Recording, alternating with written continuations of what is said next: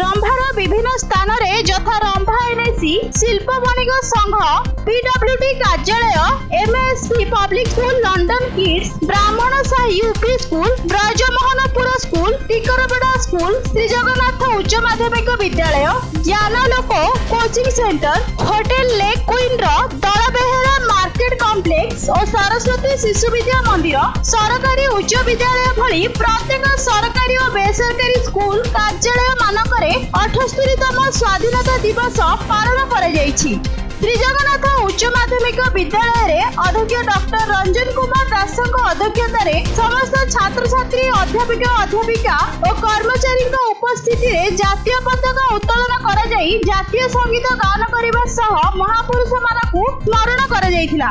सेहीपरि मिंचिनी पाटण स्थित Gyanlok coaching centre रे कालिया बेहरा नेतृत्व रे श्री जगन्नाथ महाविद्यालय अवसर प्राप्त ओडिया अध्यापक विजयानंद महापात्र जातीय पताका उत्तोलन करथिले।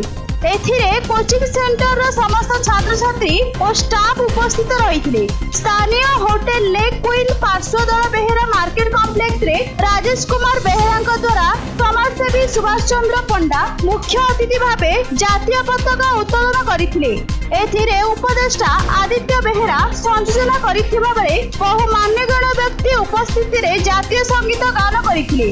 रंभा एनएसी रे अध्यक्ष श्रीमती मानसी स्वाईं अध्यक्षता रे जातीय पताका उत्तोलन करथिबा बेले उपाध्यक्ष कार्यालय कार्यनिर्वाही अधिकारी श्रीमती आशालता रचमाला एवं डॉक्टर सरोज दास संयोजन करथिले।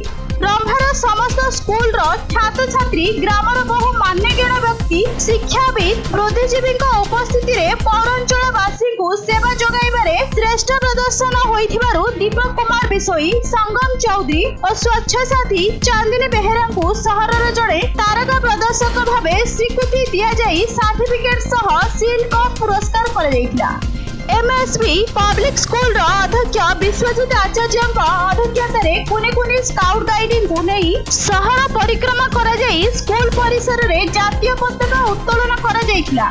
पीडब्ल्यूडी ऑफिस रे कोषाध्यक्ष रघुनाथ महापात्र तत्वावधान रे स्वाधीनता दिवस पालन करा जाइछि। एथिरे कार्यालय पंचानन खटुआ विपिन बिहारी गौड़ संतोष महापात्र नटवर राउत बनवासी दलई पद्म महारणा और समस्त कर्मरत कर्मचारी उपस्थित रहिथिले। गंजाम बनवासी सेठी रिपोर्ट न्यूज.in।